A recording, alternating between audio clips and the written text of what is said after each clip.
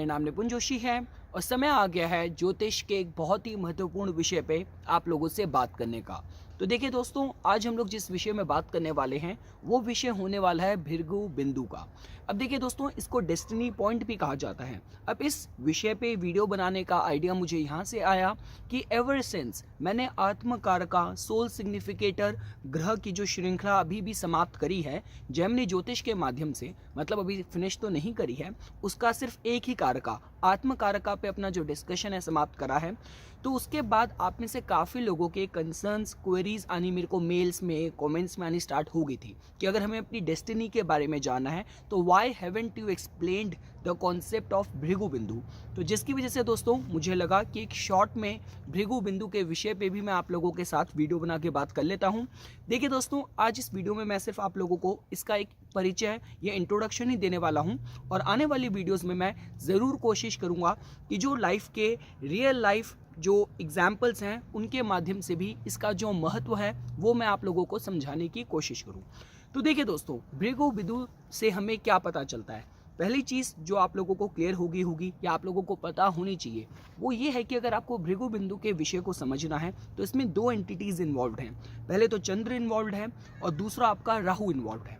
अब देखिए चंद्र का इसमें क्या कंट्रीब्यूशन है। देखिए दोस्तों, चंद्र आपका कुंडली में आपके सोचने समझने के तरीके को, आपकी सबकॉन्शियस, आपकी इमेजिनेशन को बताता है। देखिए प्राचीन समय में जब भी हम लोग भविष्य कथन करते थे कहीं ना कहीं चंद्र राशि से ही होता था। चंद्र राशि को लगन बना के ही प्रिडिक्शंस करी जाती थी, क्योंकि ये माना जाता है कि चंद्र को अगर आप लगन बना के भविष्य कथन करेंगे तो जो भाग्यवश जो इवेंट्स आप लोगों के जीवन में होने हैं आपको उसकी जो इन्फॉर्मेशन है ज़्यादा सटीकता से मिलेगी। जब हम लोग असेंडेंट लगन से प्रिडिक्शंस करते हैं तो वहाँ पे आपका से होता है, फ्री विल होती है। लेकिन जब हम लोग चंद्र राशि को लगन बना के प्रिडिक्शंस करते हैं तो जो इवेंट होने की संभावनाएं जो कहते हैं डेस्टिनी ड्रिवन ज़्यादा हो जाती है, उनकी पॉसिबिलिटीज़ दोस्तों ज़्यादा बढ़ जाती है। शायद यही कारण है कि जब भी हम लोग शनि की 6.5 की भी बात करते हैं वो भी आपकी चंद्र राशि से कैलकुलेट करी जाती है। यहाँ तक कि जो आपकी विंशोत्तरी दशाएं हैं वो भी आपके चंद्र राशि के, चंद्र नक्षत्र के बेसिस में ही चलती हैं। तो देखिए दोस्तों, ये हो गया जो इंपॉर्टेंस है चंद्र का, जो आपकी इमेजिनेशन, सबकॉन्शियस, आपके भाग्यवश होने वाले इवेंट्स की जानकारी देता है। अब देखिए दोस्तों, यहाँ हमने बात करी जो पोटेंशियल आप कैरी करते हैं, ठीक है, ये आपकी चंद्र राशि से हमें इन्फॉर्मेशन मिल गई। जब हम लोग राहु के डोमेन में आते हैं दोस्तों, जिसको हम लोग नॉर्थ नोड ऑफ मून बोलते हैं, तो राहु वो अनलिमिटेड पोटेंशियल बनाता है जो आपके अंदर है, वो अनलिमिटेड पोटेंशियल जो आप कैरी करते हैं, जो कि अगर आपने अपने इस जीवन काल में, कहते हैं कि उसको अगर आपने एक्सप्लोर कर दिया तो आप अपने जीवन की ऊंचाइयों तक पहुंच सकते हैं। शायद इसी वजह से दोस्तों कहा जाता है कि राहु को लेके कोई भी प्रिडिक्शंस करनी हो, that is always going to be a nemesis for all the astrologers. कब, कहाँ, किस तरीके से, आकस्मिक तरीके से राहु फल दे, उसकी कैलकुलेशन करना, आकलन करना बहुत ज़्यादा मुश्किल हो जाता है। तो कहने का मतलब ये है दोस्तों कि देखिए राहु का जो स्वभाव है, राहु एक टेक्नोलॉजी ड्रिवन प्लैनेट है। राहु एक ऐसा छाया ग्रह है जिसके अंदर क्यूरोसिटी, जिज्ञासा बहुत उच्चतम स्तर की है। देखिए प्राचीन समय के अगर आप ज्योतिष की लैंग्वेज के हिसाब से जाएंगे तो शास्त्रों की जो लैंग्वेज है, जो हमारे पुराने स्क्रिप्चर्स में, होली स्क्रिप्चर्स में जो डेफिनेशन राहु की दी गई है, उसको इस वजह से इतना नेगेटिव सेंस में डिस्प्ले करा गया है क्योंकि राहु सारे फॉरेन इन्फ्लुएंसेस को रिप्रेजेंट करता है। राहु सारे वो कहते हैं कि जो कूटनीति की बात की जाए, डिप्लोमेसी की बात की जाए, षड्यंत्र की बात की जाए, ये राहु की नेगेटिव साइड है। लेकिन आज के ज़माने में जो भी चीज़ें आपको सफलता के लिए चाहिए वो कहीं ना कहीं राहु के डोमेन में आती है। और साथ ही साथ मैंने आप लोगों को बताया दैट अनलिमिटेड पोटेंशियल जो राहु अपने साथ कैरी करता है। तो देखिए दोस्तों, अब हम लोग आ जाते हैं आज के हमारे करंट विषय पे। तो आज का जो विषय है जो कि है आपका भृगु बिंदु का, वो इस तरीके से कैलकुलेट करा जाता है कि वो आपके राहु और चंद्र के बीच का जो मिड पॉइंट है उसको हम लोग भृगु बिंदु बोलते हैं। अब देखिए दोस्तों, मैं इस पहली परिचय वीडियो में, इंट्रोडक्शन वीडियो में आप लोगों को इसका मैथमेटिकल जो कैलकुलेशन का पार्ट है वो एक्सप्लेन नहीं करूंगा। वो जब हम लोग रेफरेंस एग्जांपल्स लेंगे तब आपको समझ आ जाएगा। रादर इस पे भी मैं आपको ज़्यादा एडवाइस ये करूंगा कि आप अच्छे सॉफ्टवेयर्स को यूज़ करें।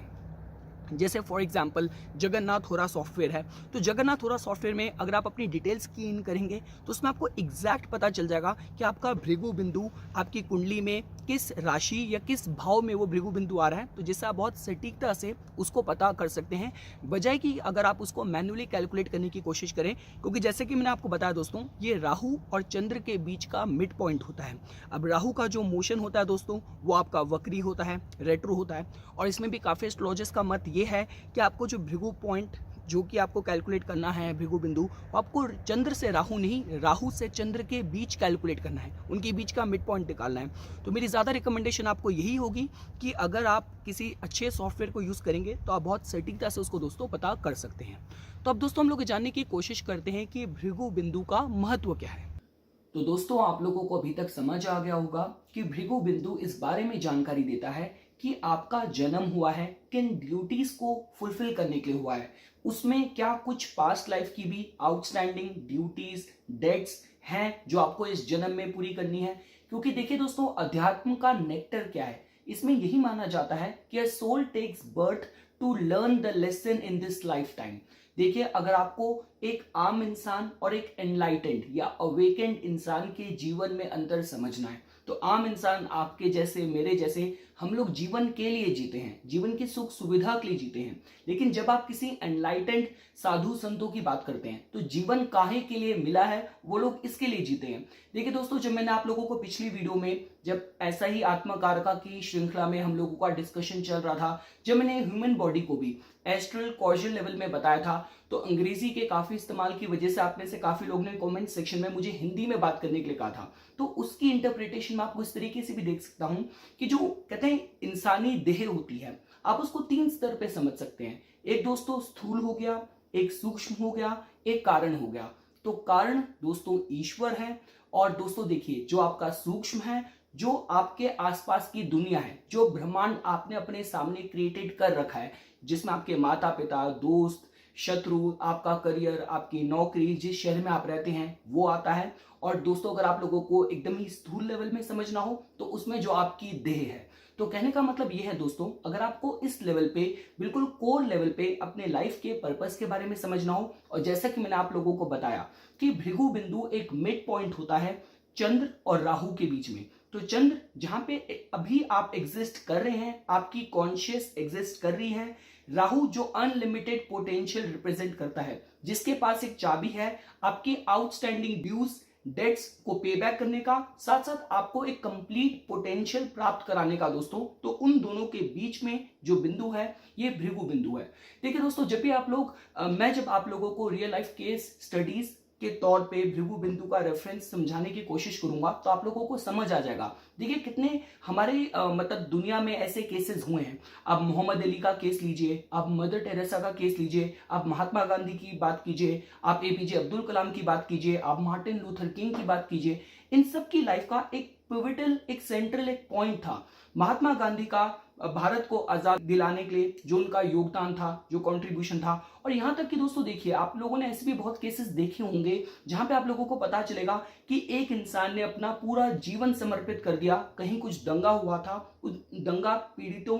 को न्याय दिलाने के लिए इतने कोर्ट कचहरी के उसने चक्कर काटे, अपना पूरा जीवन ही उस कॉज के लिए डिवोट कर दिया। तो कहने का मतलब ये है कि आपकी लाइफ का जो कोर पर्पस है उसको प्राप्त कराने में उसकी जानकारी कहीं ना कहीं आपको इस भृगु बिंदु के विश्लेषण से दोस्तों मिल सकती है। और देखिए दोस्तों, अगर आप लोगों को इसकी और लेयर्स भी प्राप्त करनी हो तो आप इस तरीके से जोड़ के देख सकते हैं कि देखिए कुंडली के जो 12 भाव होते हैं, कुंडली के 12 भावों को भी दोस्तों देखिए, अगर आप इसको अगर आपके सपोज कीजिए आपके भृगु बिंदु को, जो कि अगर आप लोगों ने सॉफ्टवेयर से कैलकुलेट करा, मैं अभी आपको मैनुअली कैलकुलेट करा के कंफ्यूज नहीं करना चाहता, इसको आप एक अच्छे सॉफ्टवेयर जैसे जगन्नाथ होरा सॉफ्टवेयर है उससे आप बाय डिफॉल्ट खुद कैलकुलेट कर सकते हैं। तो देखिए दोस्तों, अगर आपके इस भृगु बिंदु की स्थिति सपोज कीजिए आपकी कुंडली के धर्मा ट्रायंगल में हुई, अगर हम 1st हाउस, 5th हाउस या 9th हाउस के हिसाब से मान के चले, तो अब ये जोड़ के देख सकते हैं कि जो भी आपके जन्म का, आपकी लाइफ का पर्पस है, जहां आपको आपकी डेस्टिनी आपको लेके जाना चाहती है, जहां पे आपको फुलफिलमेंट मिलने वाली है।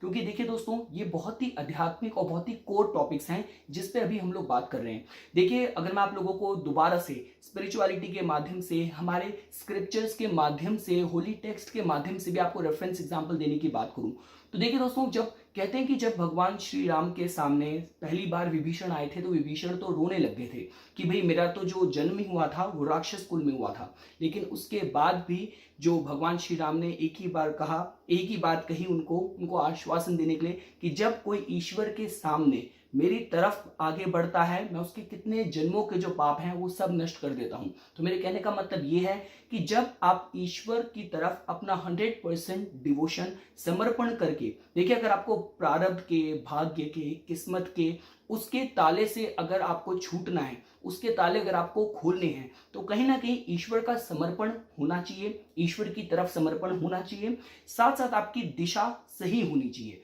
तो कहने का मतलब यह है दोस्तों कि अगर आपके भृगु बिंदु की स्थिति धर्मा ट्रायंगल में हुई, first house, fifth house, ninth house, तो ये हो सकता है। जब हम लोग धर्म की बात करते हैं तो रिलीजियस ऑस्टेरिटीज की बात की जाए, राइट कॉजेस के साथ जुड़ने की बात की जाए, पिलग्रिमेज की बात की जाए, धर्म से रिलेटेड किसी भी तरीके के कॉजेस के साथ जुड़ने की बात की जाए, तो वो आपको कहीं ना कहीं आपके जो लाइफ का जो पर्पस है उसकी तरफ जोड़ने में काफी सहायक हो सकती है। दोस्तों हम इसको कुछ इस तरीके से जोड़ के देख सकते हैं। सपोज कीजिए आपके भृगु बिंदु की स्थिति अर्था ट्रायंगल में हुई, सेकेंड हाउस, सिक्स्थ हाउस या 10th हाउस, तो आप इस तरीके से जोड़ के देख सकते हैं कि जहां पे शायद आपके धन का भी योगदान हो, चाहे वो मंदिर बनाने के लिए हो, चाहे कि कहीं स्कूल बनाने के लिए हो, कहीं अनाथ आश्रम बनाने के लिए हो, तो वहां पे आपके धन की जो प्रोस्पेक्ट हैं, जो उनका कॉन्ट्रीब्यूशन है, वो भी आपको आपके लाइफ के पर्पस के साथ जुड़ने में, जिसके आपका जन्म हुआ है, जहां पे आपको फुलफिलमेंट मिलनी है, उसमें काफी योगदान दे। इसके बाद दोस्तों अब हम लोग आगे बढ़ते हैं कामा ट्रायंगल में।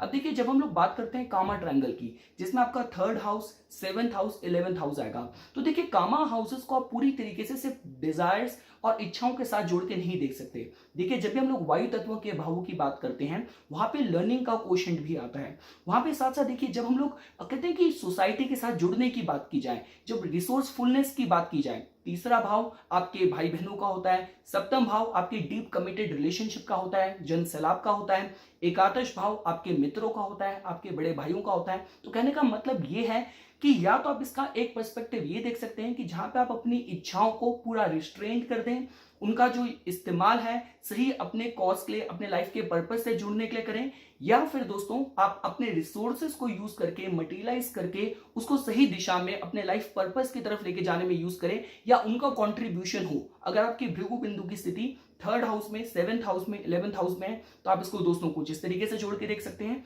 एंड लास्टली दोस्तों अगर आपके भृगु बिंदु की स्थिति आपके 4th हाउस में, 8th हाउस में, 12th हाउस में हुई, जो कि मोक्षा भाव है, तो यहाँ पे जो सरेंडर का भाव है, जो चैरिटी का भाव है, वो आपकी लाइफ में एक इंपॉर्टेंट रोल प्ले करने वाला है, अगर आप अपने लाइफ के पर्पस के साथ दोस्तों जुड़ना चाहते हैं। देखिए दोस्तों मैं आप लोगों को दोबारा से यही कहूंगा कि ये आज जो मेरी पहली वीडियो थी भृगु ऋषि के, भृगु संहिता के कॉन्सेप्ट्स में से एक बहुत ही कोर कॉन्सेप्ट निकाला हुआ, जिसको हम लोग भृगु बिंदु कहते हैं, जिसके बारे में मैं आप लोगों को बताना चाहता था। देखिए दोस्तों भृगु बिंदु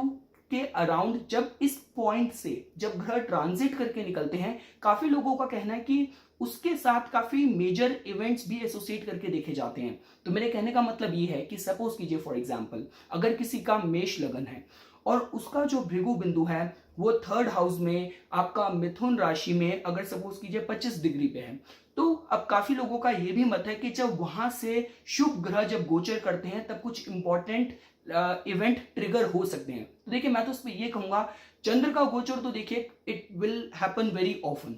इस पे मैं चंद्र से ज्यादा मैं ये कहूंगा, हम लोग शुभ ग्रहों की बात करते हैं, आप बृहस्पति की बात करें, आप शुक्र की बात करें, आप बुध की बात करें, तब मैं इस बात को देख सकता हूं, हम इसको इस तरीके से देख सकते हैं कि जो आपके लाइफ का पर्पस है उस तरफ आपको प्रेरित करने के लिए लाइफ में आपके शुभ इवेंट हो, इस तरीके के इवेंट ट्रिगर हो। आप इसको दोस्तों कुछ इस तरीके से जोड़ के देख सकते हैं। और वही बात दोस्तों अगर हम लोग पापी ग्रहों की करें, जहां पे अगर सपोज कीजिए मंगल ग्रह का इन्वॉल्वमेंट है, शनि ग्रह का इन्वॉल्वमेंट है, और सपोज कीजिए as per the house rulership अगर आपकी कुंडली में उनके पास जो रूलरशिप है शुभ भावों की नहीं है, साथ साथ उनकी जो कुंडली में स्थिति है और जो राशि के हिसाब से, नक्षत्र के हिसाब से अगर वो भी अनुकूल नहीं है, तो शायद ये हो सकता है कि उस दौरान जो आपको आपकी लाइफ का जो पर्पस है, जिस